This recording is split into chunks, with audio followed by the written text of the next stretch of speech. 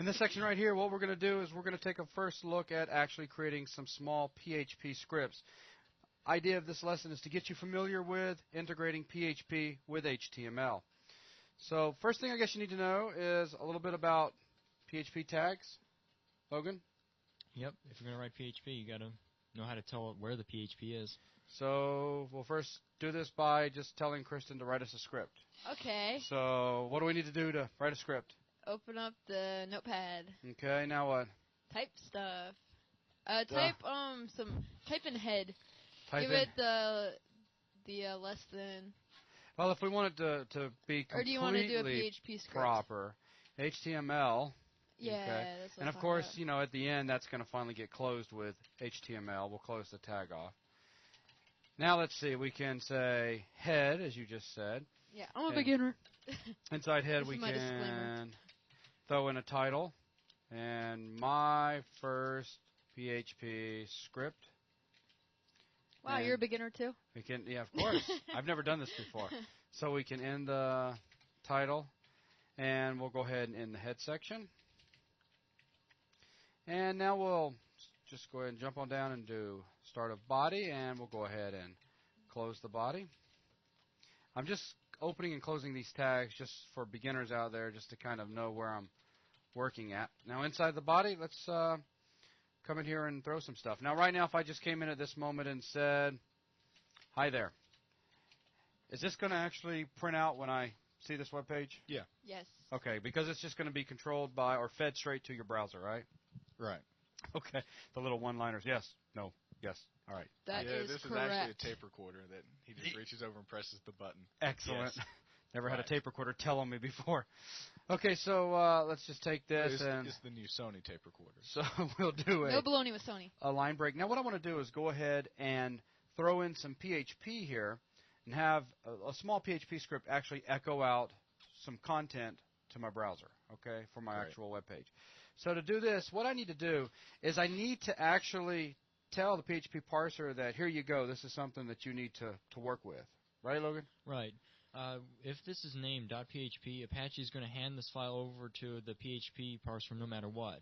But it's the parser that actually goes in there and decides what part of it's PHP and what's not. So you're saying that the whole document shouldn't just be named HTML or HTM. We need to actually name it. Right, because one of those config lines when we configured Apache to use PHP, one of those specified which files PHP should handle. Does that make sense to you guys? Yeah. Yeah, so if in the config you said, like, dot something else, this would have to be named that dot something else? Yeah, it would have still. We could have definitely done that, and it would have still, as long as we use that dot something else extension, In the it would have. config? Okay. Yeah, Yeah, then I completely understand. Which config file are we talking about, Kristen? The Apache one. Which the one? HTTD one or whatever. HTTD dot. No, config. Logan, give it to him. HTTP. Oh, DP. I'm sorry. Dot I missed the config. letter. No, you just remember the config file. I Oh, understand. yeah. I thought that's what you were talking about. Yeah. Nothing. So, anyways. Keep going. Fool. Anyways. Oh, shut up. So now in this section right here, to jump into this, what I'm going to do is use a less than symbol, a question mark, and PHP.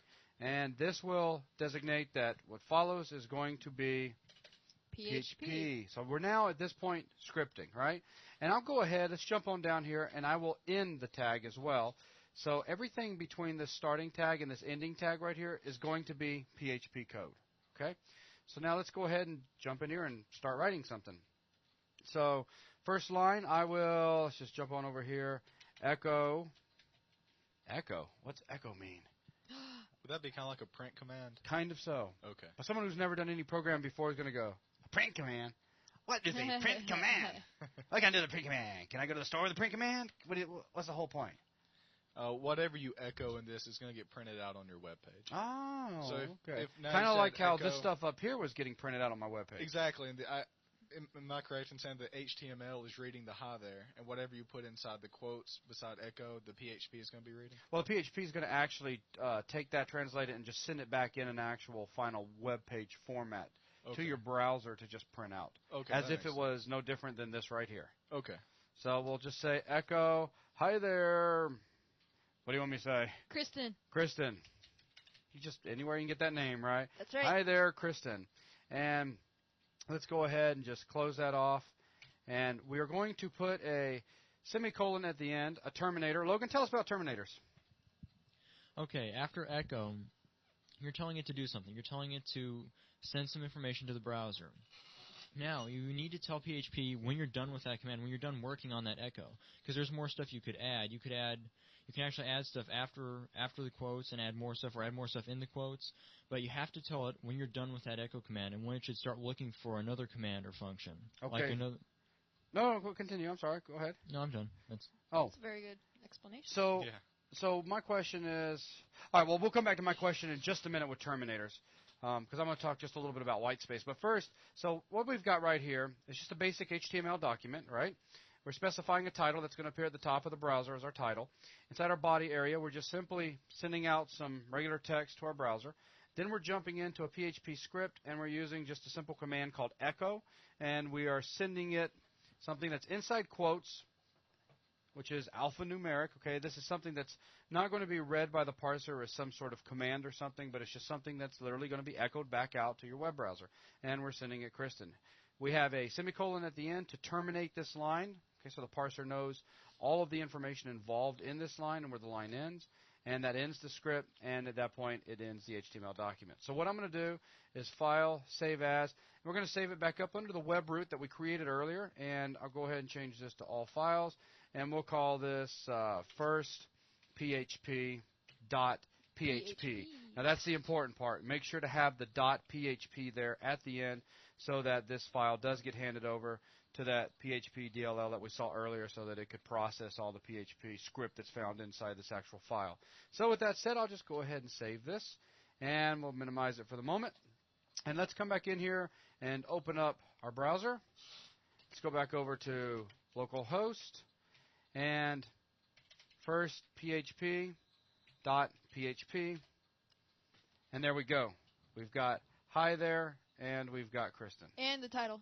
Oh, yeah, and the title. My first PHP script, though, that's not what we're focusing on. Right. Okay, so does this make sense? Oh, yeah, perfect sense. Real easy, right? Yeah. So now, yeah, that's cute and fine, but, you know, there's going to be a time when you're going to want to do more. Let's not pull that one up there. Let's look for this one to pull up. It's like, I didn't know that one was still open. Oh, okay. That's another script. Okay, so obviously, for PHP to be so popular and so powerful, we've got to be able to do more than just echoing stuff out, right? Right. Now, in this section right here, I'm going to keep it simple. I'm not going to get really deep into all of the different things that we can do with PHP because we'd be here forever, and that's the reason that we're going to put these CDs out monthly, right? Or at least close to monthly anyways.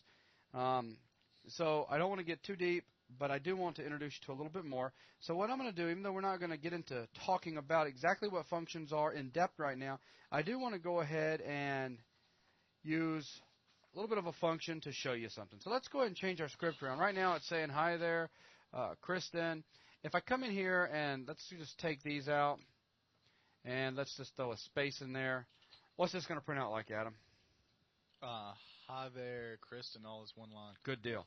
All right, now what I want to do is say, let's go ahead and do a new line now. I'm going to come in here and say echo, and did you know the date was, I'm going to put a space, and now, let's see, there's so many different ways we can go about doing this. First, let me come back up here, and I'm just going to do another break up here or force a line return. So did you know the date is? Now I want PHP to actually insert today's date into this web file or this web page that gets sent back to your browser. All right. All right. So I'm going to use a function that is called date. It's available built into PHP to actually come up with this information for me. So to do this, I'll just simply say, what's the best way to do this? So let's just do another echo, and we'll tell it to echo out the date. And now the date is actually going to take some information in. Now for a lot of you out there that are new to programming, this will definitely seem confusing right now. Don't worry, a little bit later on we're going to get more in depth as to exactly how functions and arguments work, but I just want to, again, just showing you something. So month, date, and year, and let's see. Anything else we want in there? Let's go ahead and terminate this line. Hey, look good with you, Logan?